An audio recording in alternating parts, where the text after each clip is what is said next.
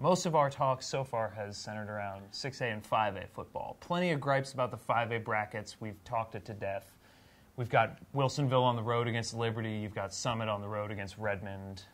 Everyone seems to agree that that's probably not how it should have broken down, but in terms of road matchups, that's kind of minimal. So as far as some of these matchups go, the home and away, it has a little bit of a difference, but ultimately, you ask any of these kids, you ask the players, you ask the coaches, you get on the field, you play the game. Easier said than done in some cases. Yeah. In the 6A bracket, the hardest road trip that we have is Grants Pass is coming up to Lincoln. That's a 245-mile road trip. That's a long bus ride. You and I have done that car ride many times. Your legs are not fresh after that. Not at all. But as far as brackets go, that actually, the 6A bracket is probably one of the more friendly ones in the state. That 245-mile trek would actually seem pretty easy to some of the smaller schools. Oh, absolutely. If you look at the 2A bracket, their travel schedule, 245 miles from Grants Pass to Portland, to where Lincoln is at, obviously. That would be the shortest trip in the 2A bracket by about 19 miles. The shortest trip for a 2A playoff team, that's Burns to Kennedy, which is in Mount Angel, 264 miles. Thankfully for Burns, they just cut across the state over the mountain passes. Stanfield going to Central Lynn, which is in Halsey, that's 275 miles one way. Imbler has to go to Regis. Imbler is up northeastern corner of the state, up over near LeGrand, God's country, as they say.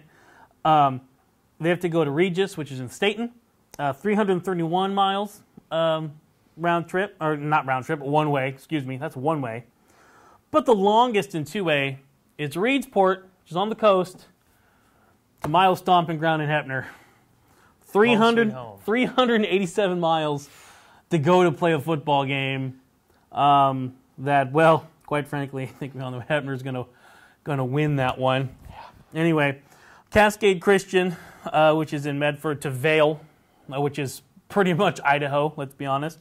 409 miles through Highway 20, through Bend, and you change time zones going to Vail, so you lose an hour. Give those kids a charter bus, at least, or a jet or something. Yeah.